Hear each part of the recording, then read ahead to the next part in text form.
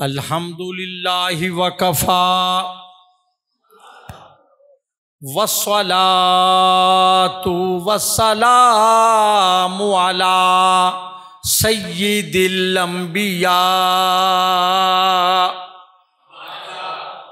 سید الانبیاء سید الانبیاء محمد المصطفیٰ وعلی آلہ واصحابہ وازواجہ اولی الصدق والصفاء اما بعد فاعوذ باللہ من الشیطان الرجیم بسم اللہ الرحمن الرحیم یا ایہا النبی حسبک اللہ وَمَنِ اتَّبَعَكَ مِنَ الْمُؤْمِنِينَ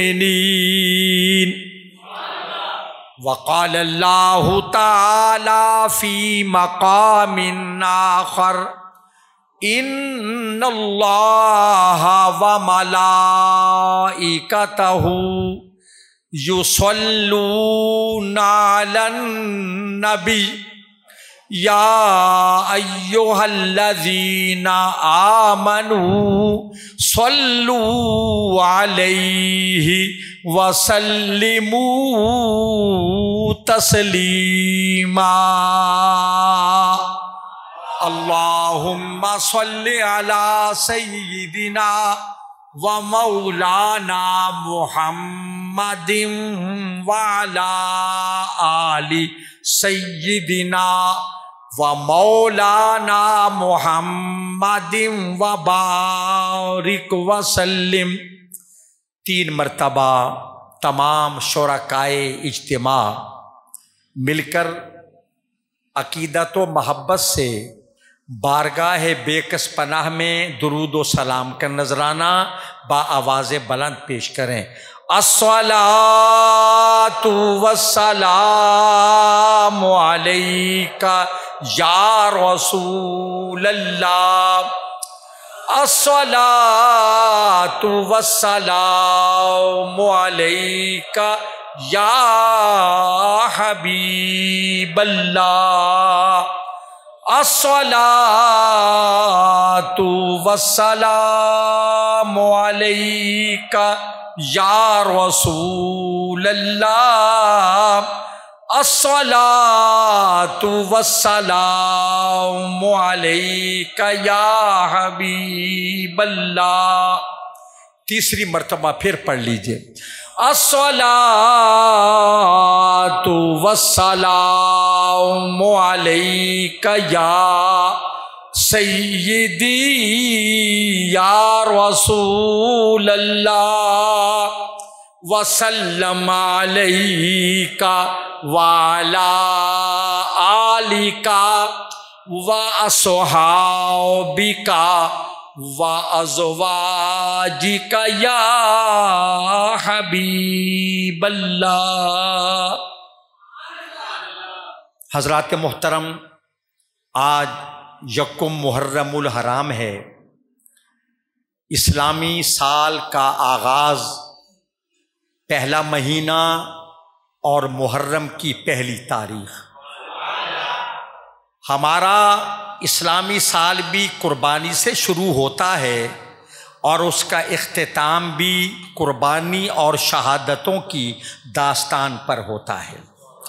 میں اس خانقاہ قادریہ نقیبیہ فیضان ناصر شاہ علیہ الرحمہ پر حاضر ہوں اور میں انتہائی شکر گزار ہوں، صمیم قلب سے سپاس گزار اور ممنون احسان ہوں اپنے محسن، اپنے منعم، اپنے سرپرست حضرت فضیلت الشیخ علامہ پیر ڈاکٹر محمد ارشد نقیبی اسد القادری حافظہ اللہ کا، جو الحمدللہ ہمارے اسلاف اور ہمارے بزرگان کے اعتقادات اور ان کے نظریات کے محافظ ہیں، اور اپنے بزرگوں کے فیضان روحانی کے قاسم بھی ہیں، وارث بھی ہیں۔ جتنے احباب تشریف فرما ہیں، آپ سب میرے لیے قابل تکریم ہیں، لائق تعظیم ہیں۔ اللہ کریم آج کے دن آپ کی میری حاضری قبول فرمائے۔ یہ خانقاہ الحمدللہ روز بروز ارتقاء پذیر ہے، اور انشاءاللہ اس کا فیضان قیامت تک جاری رہے گا۔ حضرت قبلہ کی ذات اہل سنت کے لیے، علماء کے لیے مرجع ہے، اور ہم آپ کی شخصیت پر بجا فخر کر سکتے ہیں۔ اب آپ کی توجہ، میں آپ کو تو خطاب سناؤں گا، حضرت کو سبق سناؤں گا۔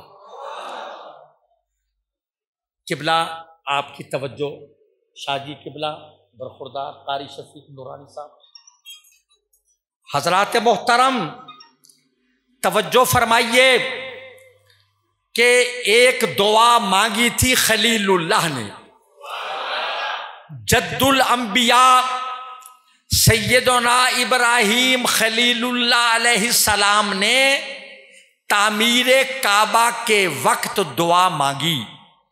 دیکھیں، باپ معمار ہے، بیٹا معاون ہے، دونوں نبی، وہ بھی معصوم یہ بھی معصوم، سیدنا جد الانبیاء ابراہیم خلیل اللہ علی نبینا وعلیہ الصلاۃ والسلام کعبۃ اللہ کی دیواریں اٹھا رہے ہیں، لخت جگر اپنے بابا جان کی معاونت کر رہا ہے، اور آپ نے جب کعبہ بن چکا تو ابراہیم علیہ السلام نے دعا مانگی، ربنا وابعث فیہم رسولا۔ میں یہاں قبلہ کی خصوصی توجہ چاہوں گا کہ یہ دعا سید الانبیاء والمرسلین، ختم نبوت کے تاجدار حضور احمد مجتبی محمد مصطفیٰ صلی اللہ علیہ وآلہ وصحبہ وسلم کی بعثت سے اس عالم میں ظہور فرمانے سے ہزاروں سال پہلے یہ دعا مانگی گئی۔ اور توجہ، ابراہیم علیہ السلام کہتے ربنا وابعث فیہم رسولا، پالنے والے ان میں اپنے رسول کو بھیج۔ یہ نہیں کہا وخلق، پیدا فرما، عرض کی بار الہ اپنے رسول کو بھیج۔ جب تمام عالم انسانیت کا ذکر ہو تو خلقنا الانسان، ہم نے انسان کو خلق فرمایا، جا بجا یہ تذکرہ ہے تخلیق انسانیت کا، ہم نے انسان کو خلق کیا۔ اور خلق وہ ہوتا ہے جو پہلے معدوم ہو پھر موجود ہو جائے، جو عالم نیست سے عالم ہست میں آئے، جو اس عالم سے اس دنیا میں آئے۔ خلق، پیدا ہونا، اور اپنے حبیب کے لیے فرمایا لقد من اللہ علی المؤمنین اذ بعث فیہم رسولا، تحقیق اللہ نے ایمان والوں پر احسان فرمایا کہ ان میں رسول کو بھیجا۔ هو الذی ارسل رسولہ بالہدی ودین الحق، فرمایا وہ ہے جس نے رسول کو بھیجا ہدایت دے کر، دین حق دے کر۔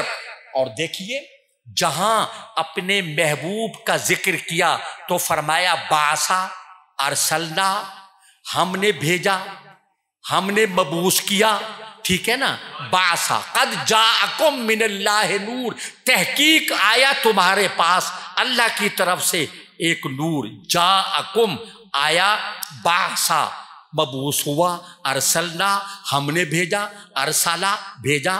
حضرات محترم توجہ کیجئے کہ جب تمام انسانوں کا ذکر ہوا تو ارشاد ہوا خلقنا الانسان، ہم نے انسان کو خلق کیا، اور جب محبوب کا تذکرہ ہوا تو فرمایا ہم نے بھیجا ابراہیم علیہ السلام ہزاروں سال پہلے میرے نبی کی اس دنیا میں ولادت باسعادت سے قبل ہزاروں برس قبل دعا کر رہے ہیں ربنا وابعث فیہم رسولا، پالنے والے ان میں اپنے رسول کو بھیج۔ بھائی خلق وہ ہوتا ہے جو پہلے موجود نہ ہو، اور بھیجا وہ جاتا ہے جو پہلے جلوہ گر ہو۔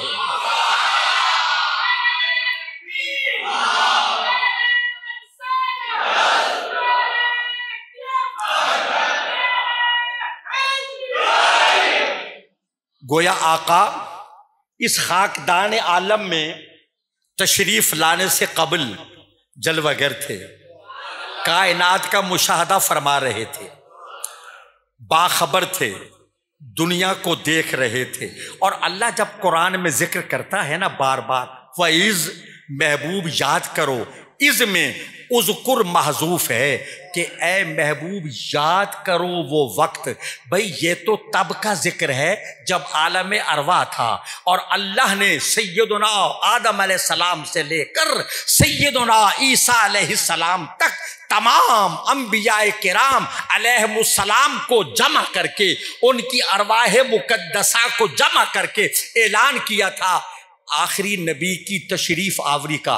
حضور پھر ذرا غور کریں، اللہ فرماتا ہے وَإِذْ، محبوب یاد کرو جب اللہ نے نبیوں سے عہد لیا، وعدہ لیا، میثاق النبیین، نبیوں سے پختہ وعدہ لیا، لما آتیتکم من کتاب و حکمہ، میں تمہیں کتاب دوں، میں تمہیں حکمت دوں، ثم جاءکم رسول، پھر رسول تشریف لائے۔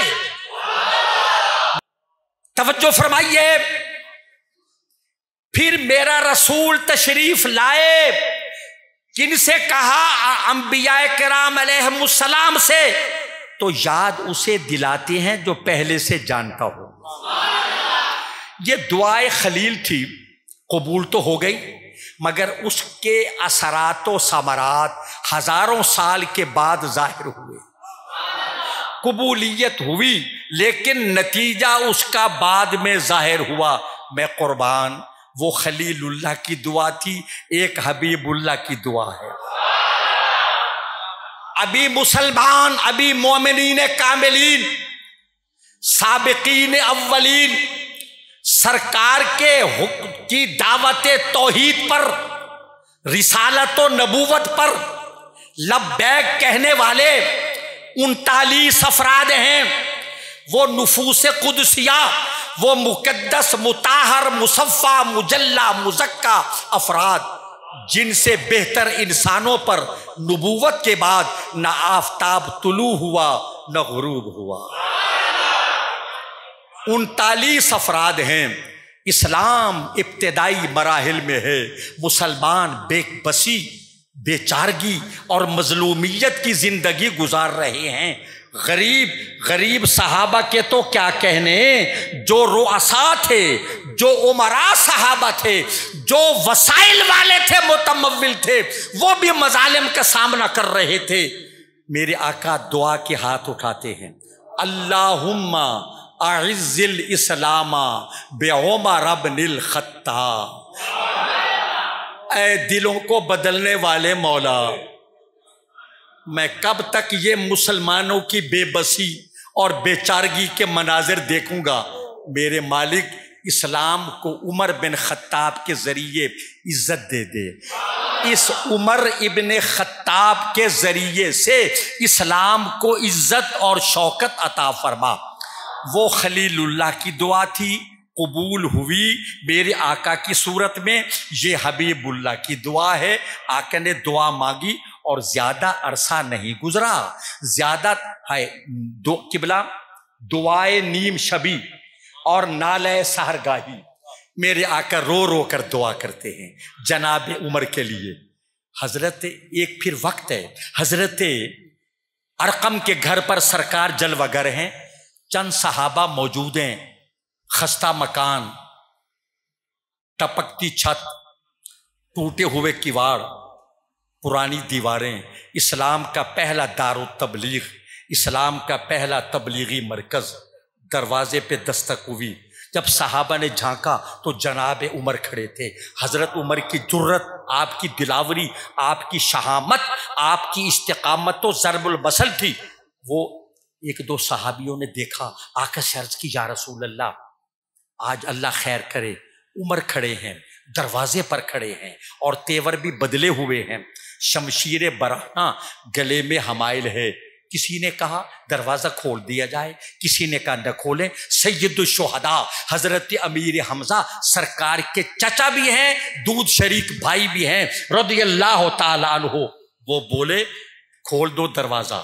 اگر عمر اچھی نیت سے آئے ہیں تو آنکھیں بچھائیں گے، اور اگر معاذ اللہ ارادہ دیگر ہے تو میں بھی ہاشم کا پوتا ہوں، میں عبد المطلب کا بیٹا ہوں، مجھ میں ہاشمی خون ہے، کھول دو دروازہ۔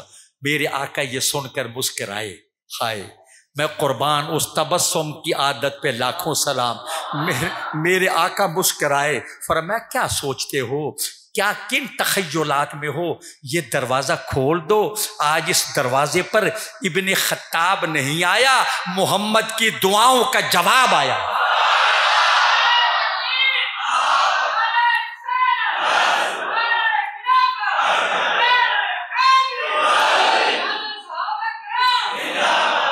سیدنا عمر بن خطاب داخل ہوئے دار ارقم میں، آقا کے چہرے پر نظر پڑی، میں کہتا ہوں پہلی مرتبہ نظر پڑی۔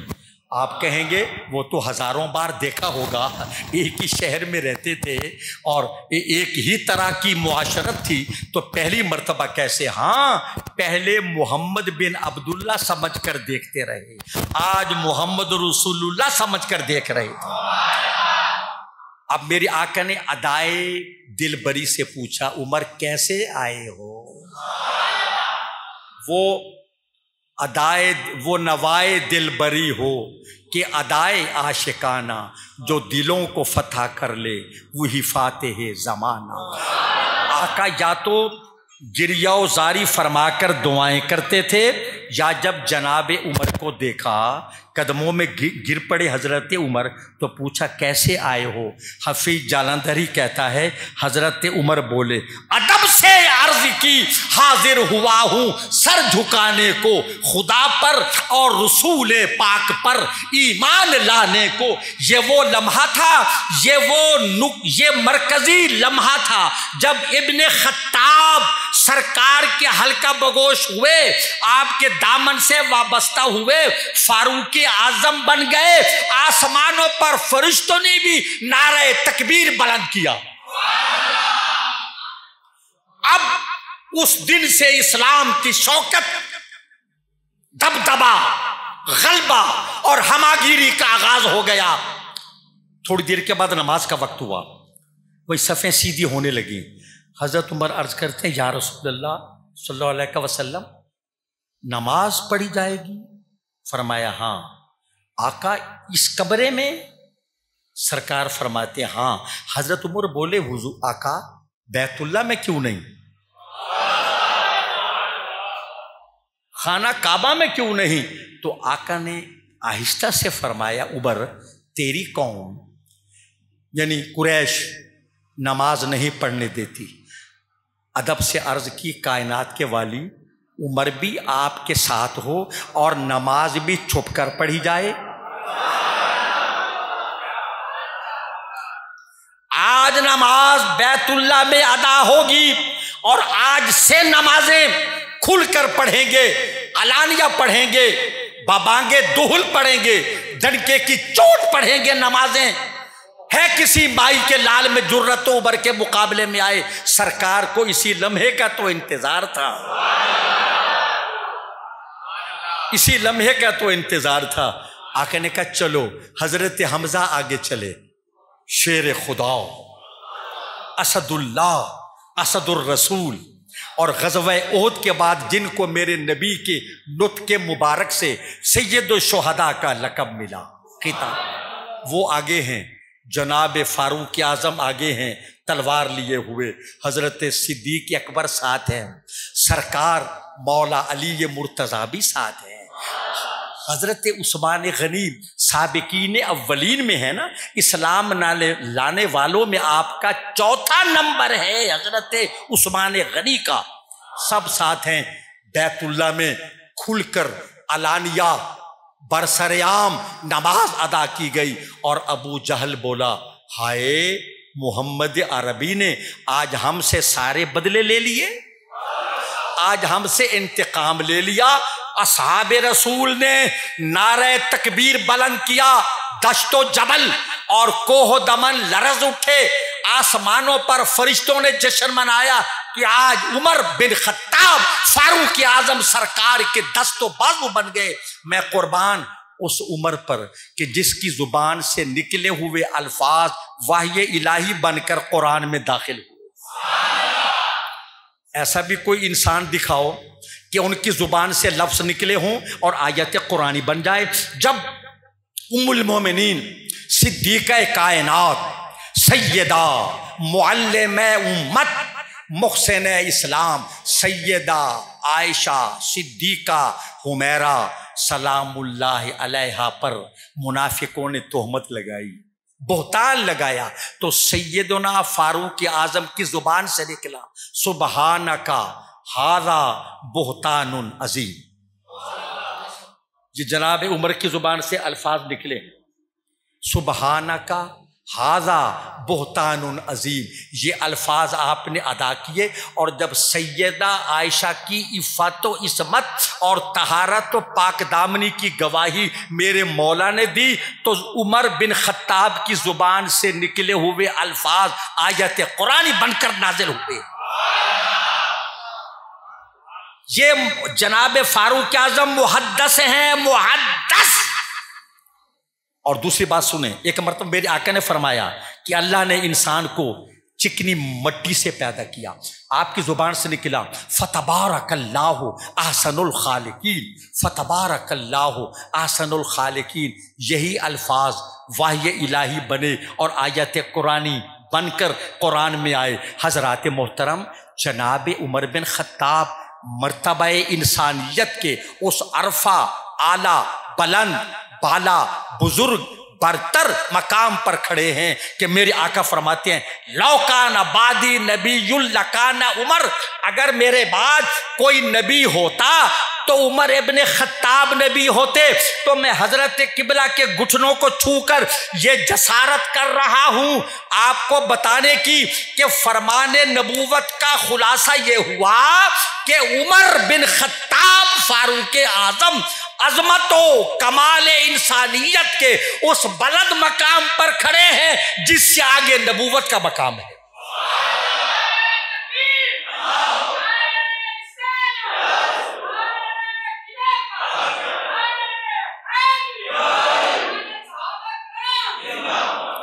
یا یوں کہیے کہ جناب فاروق اعظم میں وہ تمام خصوصیات موجود ہیں جو نبی میں ہونی چاہیے، مگر آپ اس لیے نبی نہیں بن سکتے تھے کہ سرکار آخری نبی ہیں۔ ایک میں بات کرتا ہوں حضرت کی اجازت سے، جس کو نبی نبوت کے لائق بتاتا ہے، ہائے ہائے توجہ، جس کو خاتم الانبیاء، ختم نبوت کے تاجدار، اللہ کے آخری نبی و رسول علیہ السلام جس فاروق اعظم کو نبوت کے قابل بتاتے ہیں،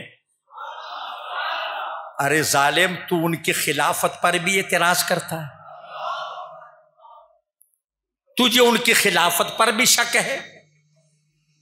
جو زبان نبوت سے شایان نبوت ہے، ان اللہ جعل الحق علی لسان عمر، اللہ نے عمر پر کی زبان پر حق جاری کر دیا ہے، یعنی عمر جو کہتا ہے حق کہتا ہے، جو کرتا ہے حق کرتا ہے۔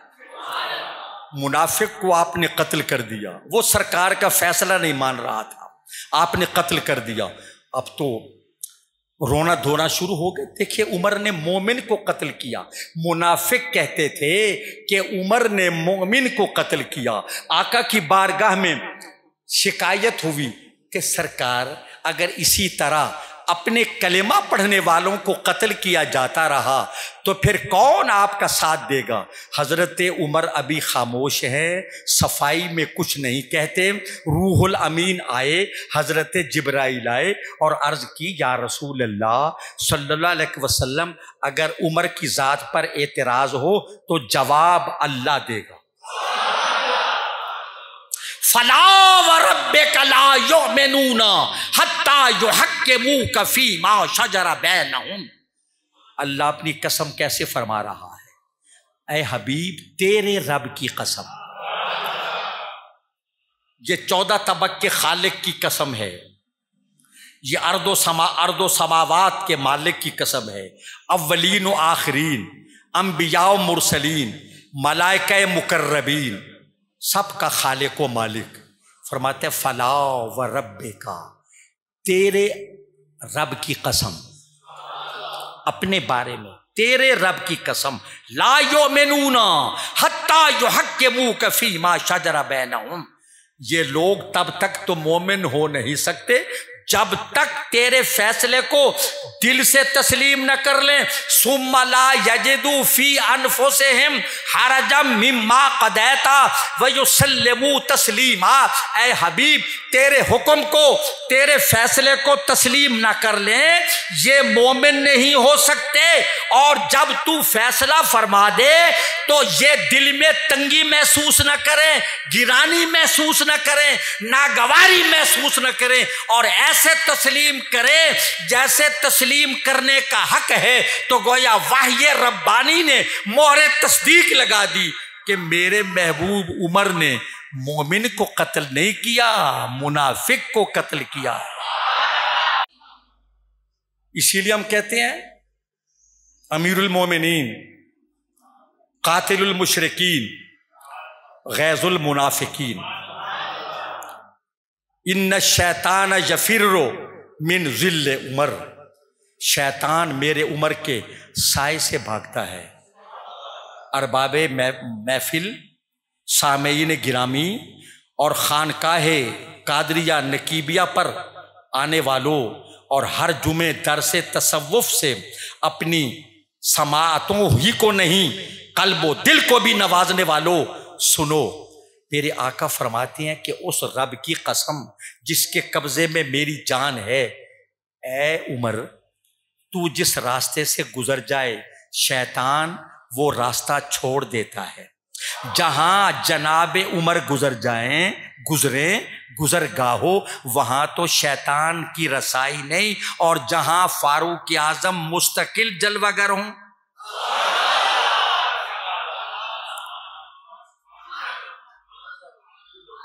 किसी शायर ने कहा, तखय्युल उसका खूब है, कोई अहले बैत से आपको जो निकाल दे ये मजाल क्या।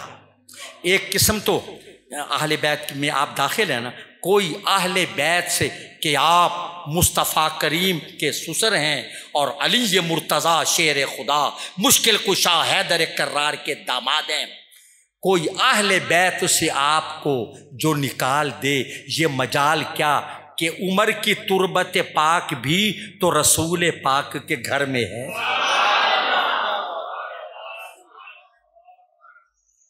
शैतान तेरे साए से भागता है, वो जिन्नात में से शयातीन हों या इंसानों में से हों, वो तेरे साए से भागते हैं। आप अपने दिल पर लफ्ज़ उमर लिख कर सो जाएं, हजरत से इजाज़त ले लें इस अमल की, रात को उंगली से उमर लिख के सो जाए, सीने पर उमर लिखें तो बदखाबी की शिकायत नहीं होगी। ये मैंने मलफूफ लफ्ज़ बोला है, हजरत का एहतराम है, मलफूफ लफ्ज़, बदखाबी की शिकायत नहीं होगी, सोते में नापाक नहीं होंगे। हाय हाय, रिसालत का दरबार लगा हुआ है, सहाबे किराम जलवगर हैं, सय्यदुल मलाइका रूहुल कुद्स रूहुल अमीन हजरत जिब्राइल अलैहिस्सलाम हाजिर खिदमत हुए। मेरे आका फरमाते, जिब्राइल हम चाहते हैं کہ آج میرے کسی ساتھی، میرے صحابی، میرے کسی محب و محبوب کی شان تو بیان کرو۔ میں آپ سے سوال کرتا ہوں، یعنی آپ سے مراد ہے عامت الناس سے، آپ کے عقیدے میں جو شک کرے گا اس کا اپنا عقیدہ مشکوک ہوگا، کیونکہ آپ اس خانقاہ سے وابستہ ہیں جو 1400 سالہ عقیدے کی وارث و امین خانقاہ ہے۔ ذرا عام لوگوں سے پوچھتا ہوں، کبھی آپ نے بھی فرمائش کی ہے کہ شان صدیق اکبر سناؤ؟ کسی نعت خان سے، کسی نقیب سے کبھی آپ نے کہا کہ شان فاروق اعظم سناؤ؟ بھئی یہ ڈوڑھے ٹپے، یہ مرثیے، یہ نوحے سننے کے بجائے کبھی آپ نے فرمائش کی کہ شان صدیق سناؤ؟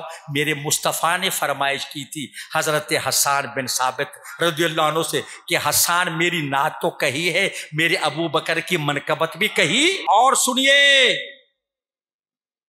اے جبرائیل میرے کسی ساتھی کی شان بیان کر۔ یا رسول اللہ علیہ السلام آپ نشان دہی فرمائیے، آپ فرمائیں کن کی شان بیان کروں؟ 1,24,000 صحابہ ہیں نا، تعداد انبیاء کے مطابق میرے آقا فرماتے ہیں میرے عمر ابن خطاب کی شان سناؤ۔ ذرا غور کیجئے، کس سے کہا؟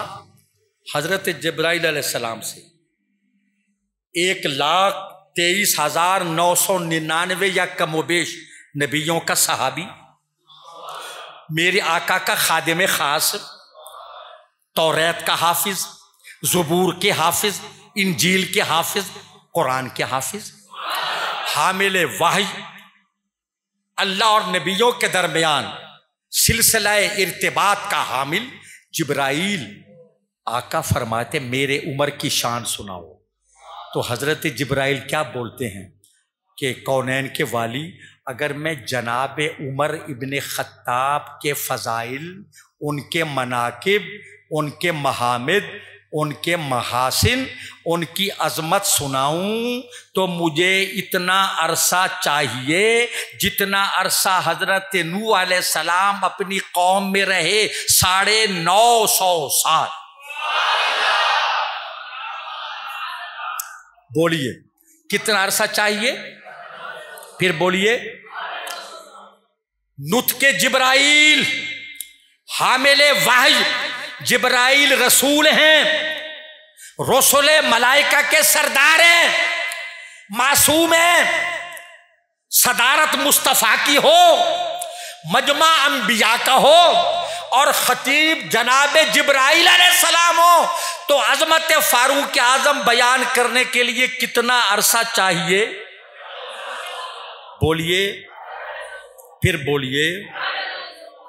اب دوسرا منظر دیکھیے، تاروں بھری رات ہے، آسمان پر تارے چمک رہے ہیں، میرے آقا جلوہ گر ہیں، ام المومنین سیدہ طاہرہ صدیقہ کبریٰ بنت صدیق اکبر رضی اللہ عنہما عرض کرتی ہیں یا رسول اللہ فدا کا ابی و امی، جتنے آسمان کے تارے ہیں ان کے برابر کسی کی نیکیاں ہیں؟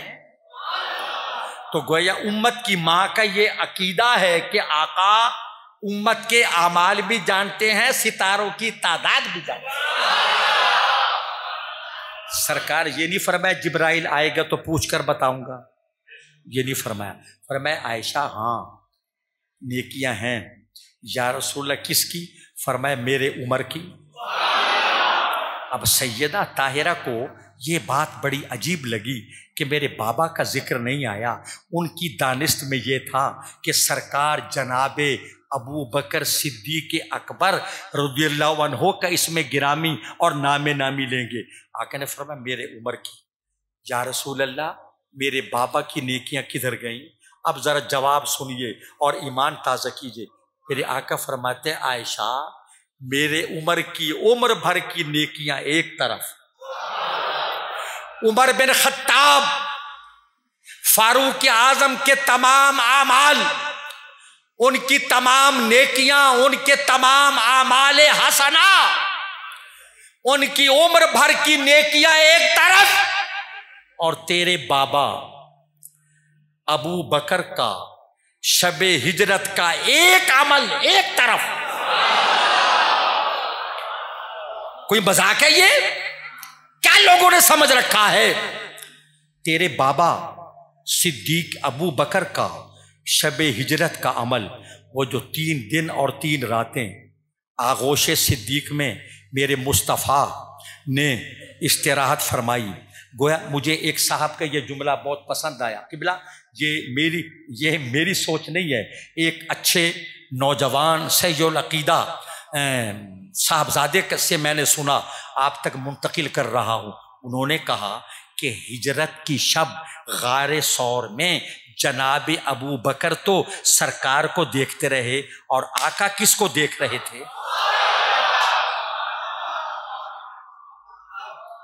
یہ گود ہے نا، کیا حسن ساتھ عشق کے یہ لاجواب ہے، رکھی ہوئی رحل پہ خدا کی کتاب ہے. جناب صدیق اکبر غار ثور کی مقدس خلوتوں میں آقا کو دیکھ رہے ہیں، اور آقا یار غار کو دیکھ رہے ہیں. آقا سمیع و بصیر ہیں، ابو بکر بھی سمیع و بصیر ہیں. سرکار کو دیکھ رہے ہیں، سرکار یار غار کو دیکھ رہے ہیں. آقا فرماتے ہیں عائشہ تیرے بابا کا وہ جو عمل ہے نا، شب ہجرت غار ثور میں جو اس نے جو وقت گزارا وہ ایک طرف، اور جناب عمر ابن خطاب کی ساری نیکیاں سارے اعمال ایک طرف. تو حضور والا نتیجہ یہ نکلا کہ حضرت ابو بکر صدیق کی ایک نیکی بیان کرنی ہو تو حضرت جبرائیل کو 950 سال چاہیے. اور اگلا منظر دیکھیے، حضرت فاروق اعظم اپنی تمام تر جلالت، اپنی خدا داد ہیبت، اپنے جلال و کمال کے باوجود جھولی پھیلا کر کھڑے ہیں اور کہتے ہیں اے یار غار رسول، مجھ سے میری ساری نیکیاں لے لو، میرے سارے عمل لے لو، مجھے ہجرت کی شب کی نیکی دے دو. تو میں سوال کرتا ہوں، جس ابو بکر کی ایک نیکی کا یہ عالم ہے، اس صدیق اکبر کی عمر بھر کے اعمال کا مقام کیا ہوگا؟ سیدنا فاروق اعظم کی اتنی بڑی شخصیت ہے کہ جس کے سامنے تاریخ کا ہر قد آور بونا لگتا ہے، جن کے سامنے ہر فراز نشیب لگتا ہے. بڑے بڑے قداور لوگ دنیا میں آئے، بڑے بڑے فاتح، بڑے عادل، بڑے حکمران، بڑے منتظم، بڑے ایڈمنسٹریٹر آئے، مگر جناب فاروق اعظم کے سامنے کیا حیثیت ہے ان کی؟ وہ عمر جس کے عہد خلافت کو آج غیر مسلم بھی اپنی رہنمائی کے لیے دیکھتے ہیں. اور یورپ میں قبلہ میں آپ کی دعاؤں سے امریکہ بھی گیا، برطانیہ 5 مرتبہ گیا، اسپین بھی گیا سرکاری دورے پر. یورپ اور UK کی تعلیم یونیورسٹیوں میں، ان کی جامعات میں جناب فاروق اعظم کے دور خلافت پر ریسرچ ہوتی ہے. وہ سوچتے ہیں کہ ایک انسان خیمے میں ایک فرش پہ لیٹا ہے، گرم ریت پہ لیٹا ہے، اور سر کے نیچے تکیے کی بجائے اینٹ رکھی ہوئی ہے، نرم بستر کے بجائے گرم ریت پر سو رہا ہے، سر کے نیچے اینٹ تکیے کے طور پر ہے، درہ پاس ہے، اور مدینے میں بیٹھ کر شرق و غرب پر حکومت کر رہا، پوری دنیا پر حکومت کر رہا ہے. آپ عہد خلافت میں ایک میدان سے گزرے، کھڑے ہو کے رونے لگے. ساتھیوں نے پوچھا امیر المومنین خیریت ہے؟ فرمایا یہ میدان، یہاں مجھے میرے بابا خطاب مجھے اونٹ چرانے بھیجتے تھے. وہ وقت تھا قبول اسلام سے قبل، مجھ سے اونٹ سنبھالے نہیں سنبھلتے تھے. ایک اونٹ کو پکڑنے جاتا تو دوسرا بھاگ جاتا، دوسرے کا تعاقب کرتا تو پہلا چلا جاتا. فرمایا میں اونٹوں کو سنبھالنے پر قادر نہیں تھا، اور میرے بابا خطاب مجھ کو زجر و توبیخ کرتے تھے. جملہ سنیے تڑپ جاؤ. تڑپ جاؤ گے۔ فرمایا آج سرکار کی غلامی کے صدقے، آقا کے غلامی کے تصدق یہ عالم ہے کہ عمر پر پوری کائنات میں رب کے سوا کسی کی حکومت نہیں ہے۔ شرق و غرب میں، عرب و عجم میں، شمال و جنوب میں مجھ پر کسی کا حکم نہیں چلتا۔ وہ عمر جس کے درے سے باطل لرزہ بر اندام رہتا تھا، جس کے درے کی ہیبت سے دنیا کی سپر پاورز راشا لرزہ بر اندام ہو جاتی تھی، وہ عمر جو روکھی سوکھی کھاتا تھا اور اس کی رعایا خوشحال تھی، جس کی مملکت خداداد میں فاروق اعظم کی حکومت مدینے سے لے کر ایران تک ہے، روم تک ہے، پاکستان کے ساحل مکران تک ہے، دنیائے معلوم پر حکومت ہے، اور کوئی کتا بھی بھوک سے نہیں مرا۔ آپ نے فرمایا اگر کوئی کتا بھوک سے مر جائے گا تو مجھ سے اس کا بھی سوال ہوگا۔ میں حضور کے اجازت سے یہ پوچھنا چاہتا ہوں آپ سے کہ جس فاروق اعظم کی مملکت میں، خلافت میں، ایک کتا بھی بھوک سے نہیں مرتا، جو جانوروں سے بھی ناروائی اور ناانصافی برداشت نہیں کر سکتا، ان کے بارے میں یہ سوچنا کہ وہ بنت رسول سے ناانصافی کریں گے؟ وہ بنت رسول سے کی حق تلفی کریں گے؟ ہے کوئی عقل والی بات؟ حقیقت خرافات میں کھو گئی، یہ امت روایات میں کھو گئی، خود ساختہ موضوع جعلی روایات اگر ہیں بھی تو ان کا سہارا لے کر، میرا جملہ سنیے، صحابہ کرام کو تاریخ کے ترازو میں نہ تولو، قرآن و حدیث کی نظر سے دیکھو۔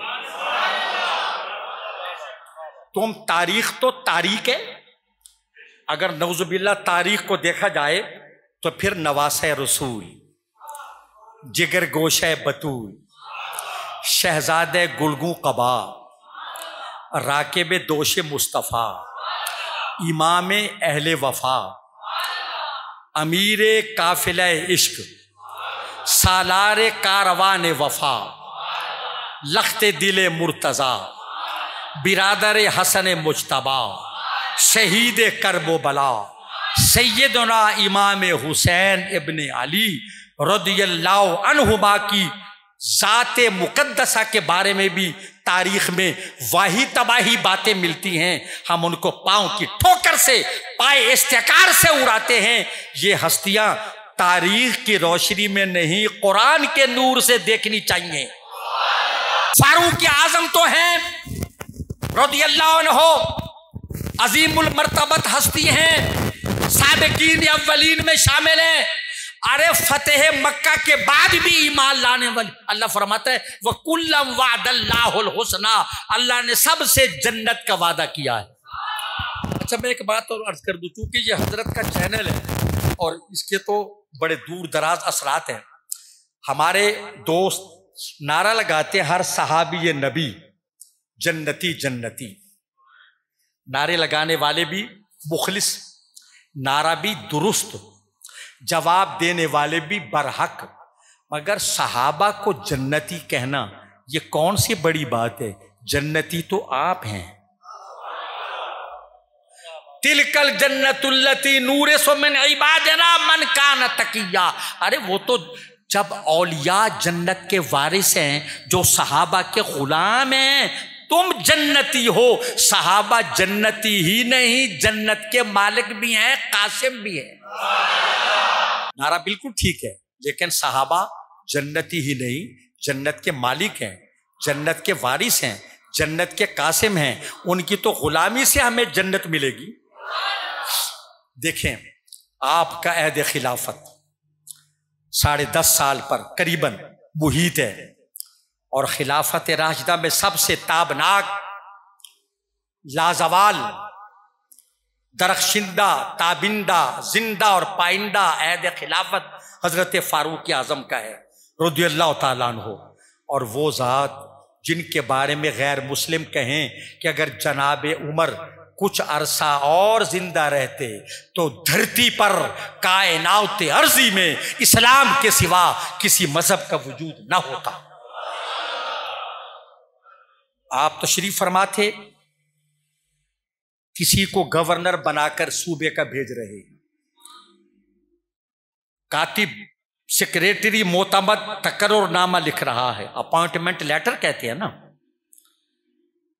وہ نامزد گورنر آپ کے پاس بیٹھا ہوا ہے، ایک بچہ آ گیا، جناب فاروق اعظم کی گود میں آ کے بیٹھا، آپ نے اس کو پیار کیا، وہ کھیلتا رہا، جب تک وہ بچہ بیٹھا رہا آپ نے لکھوانا موقوف کر دیا، وہ چلا گیا، پھر سے لکھوانا شروع کیا۔ وہ آدمی کہتا ہے نامزد گورنر، امیر المومنین یہ آپ کا بیٹا تھا؟ پوتا تھا؟ نہیں۔ کون تھا؟ میری رعایا کی اولاد، میرے بچے ہیں، میں سب سے محبت کا برتاؤ کرتا ہوں۔ اس کی زبان سے نکلا، کمال ہے، میرے تو 7 بچے ہیں، میں نے کبھی اپنی بیٹوں سے اتنی محبت نہیں کی جو آپ نے رعایا سے کی ہے۔ جناب فاروق اعظم کی آنکھوں میں جلال آیا، فرمایا اس کا تقرر نامہ پھاڑ دو۔ وہ قدموں پہ گر کے پوچھتے حضور میرا گناہ؟ فرمایا جو اپنی اولاد پر رحم نہیں کرتا وہ رعایا پہ کیا رحم کرے گا؟ یہ معیار حکومت دیکھیے۔ اور حضرت عمرو بن عاص رضی اللہ تعالیٰ عنہ بہت بڑے جرنیل، بہت بڑے فاتح، بہت بڑے سپہ سالار، بہت بڑے جنگجو، جنگ آزما، مصر کے گورنر ہیں۔ ان کے بیٹے نے کسی غیر مسلم کو سزا دی، وہ آپ کی خدمت میں آیا، آپ حج کے موقع پہ کھلی کچہری لگاتے تھے، یہ تصور آپ نے دیا ہے، پوری دنیا کے لوگ حاضر ہوتے، گورنر موجود ہوتے، اور جس کے بارے میں جو شکایت ہوتی وہ آ کر برملا بیان کرتے۔ وہ قبطی ڈرتا لرزتا آیا کہ امیر المومنین فریاد ہے، فرمایا بولو۔ وہ پھر کبھی گورنر کے چہرے کو دیکھتا ہے، کبھی امیر المومنین کے چہرے کو، فرمایا بولو۔ وہ پھر بولنے پہ کی کوشش کرتا ہے تو زبان لرزتی ہے۔ آپ نے کہا کھل کے بات کرو، کہ حضور میری شکایت گورنر کے بیٹے کے بارے میں، فرمایا تو بولو۔ کہ حضور اس نے مجھے مارا، ان کے بیٹے نے، اور میں نے پوچھا میری سزا، اس نے کہا ہم بڑوں کی اولاد ہیں، ہم بڑوں کے بیٹے ہیں، سزا دے سکتے ہیں۔ فرمایا اچھا یہ لے درہ اور اس باپ کے سامنے بیٹے کی چوندیا پر مار۔ اس نے مارا، فرمایا اور مار اور مار، بڑوں کی اولاد کو اور مار۔ جب وہ تھک چکا، مصر کا گورنر دیکھ رہا ہے کہ بیٹا مار کھا رہا ہے سب کے سامنے، جب وہ مار کھا چکا، امیر المومنین بولے اس قبطی سے، اب ان کے والد صاحب پر بھی ذرا تھوڑا سا ضرب لگا گورنر کو۔ اس نے کہا امیر المومنین میرا مجرم بیٹا تھا، باپ نہیں۔ اس موقع پر جو جناب فاروق اعظم نے تاریخ ساز، مارے کا آرا، باطل شکن جملہ فرمایا، آج دنیا کی محکوم مجبور اقوام، وہ مسلم و غیر مسلم ہوں، جو آزادی کے لیے گھر سے نکلتی ہیں، جو کاروان حریت ہے، جو انہوں نے جناب عمر کے اس جملے کو اپنا ماٹو بنایا، فاروق اعظم کے اس مقولے کو حرز جاں بنا کر نصب العین بنایا۔ وہ جملہ کیا تھا؟ جناب فاروق اعظم سلام اللہ علیہ حضرت عمرو ابن عاص سے فرماتے ہیں، متستابتم الناس فقد ولدتہم امہاتہم احرارا۔ اے ابن عاص تم نے لوگوں کو کب سے غلام بنا لیا؟ انہیں تو ان کی ماں نے آزاد جنا تھا۔ ہائے ہائے ہائے ہائے ہائے ہائے ہائے، یہ کتنی بڑی بات ہے۔ وقد والدتہم امہاتہم احرارا، انہیں تو ان کی ماں نے آزاد جنا تھا، تم نے انہیں غلام بنا لیا۔ آج انگریز ہوں، مستشرقین ہوں، ہندو ہوں، تو وہ کہتے ہیں کہ اگر صحیح معنوں میں مملوکت، فلاحی مملوکت، رفاہی مملوکت دیکھنی ہو تو پھر ابو بکر صدیق اور عمر فاروق کی خلافتوں کو دیکھو۔ ذی الحج کی آخری تاریخیں تھیں، مسجد نبوی میں نماز فجر پڑھا رہے تھے۔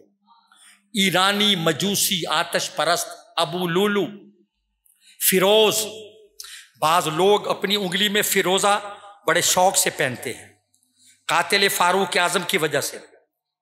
ان کا یہ نظریہ کہ ہم اس کی مناسبت سے پہن رہے ہیں، ہائے ہائے، اور اس کی قبر بھی ہے بدبخت کی ایران میں، مجوسی کی، آتش پرست کی، کافر کی۔ وہ آیا زہر آلود 2 دھاری خنجر لے کر، بغل میں چھپا کر، چادر اوڑھ کر آیا، مسجد نبوی شریف میں چھپ کر بیٹھا۔ امیر المومنین کی عادت کریمہ تھی جب گھر سے نکلتے تو الصلاۃ الصلاۃ پکارتے آتے، نماز نماز نماز۔ تشریف لائے محراب مسجد نبوی، مصلی رسول جناب فاروق اعظم نے اللہ اکبر کہا اور ہاتھ باندھے۔ وہ کافر صفے چیر کر امیر المومنین پہ حملہ آور ہوتا ہے اور لگاتار 6 وار کرتا ہے زہر آلود خنجر کے، 6 وار، 2 دھاری خنجر کے 6 وار۔ ایک جو کاری ضرب لگی زیر ناف، آپ کی آنتیں کٹ گئیں، لہو بہنے لگا، مصلی پہ گر گئے اور نماز پوری کرائی۔ امین الامت حضرت عبد الرحمن ابن عوف رضی اللہ عنہ نے، جو عشرہ مبشرہ میں سے ہیں۔ دیکھیں تو صحیح، 1000 کرب و بلا ہو مگر نماز نماز۔ امیر المومنین زندگی کی آخری سانسیں لے رہے ہیں مگر صحابہ نماز پوری کر رہے ہیں۔ جیسے کربلا کے میدان میں فرزند رسول لخت دل بطول نے سب کچھ لٹا کر بھی نماز کو نہیں چھوڑا۔ 1000 کرب و بلا ہو مگر نماز نماز۔ آپ نے آنکھ کھول کے پوچھا، لوگوں نماز پڑھ لی؟ حضور پڑھ لی۔ فرمایا میرا قاتل کون ہے؟ حضور فلاں۔ کہ یا اللہ تیرا شکر ہے کہ میرا قاتل کلمہ پڑھنے والا نہیں۔ گھر لے گئے۔ 1 محرم 24 ہجری کو آپ کی شہادت ہوئی۔ ام المومنین کی اجازت سے روضہ رسول میں گنبد خضرا میں سنہری جالیوں کے پیچھے آپ کی تدفین ہوئی۔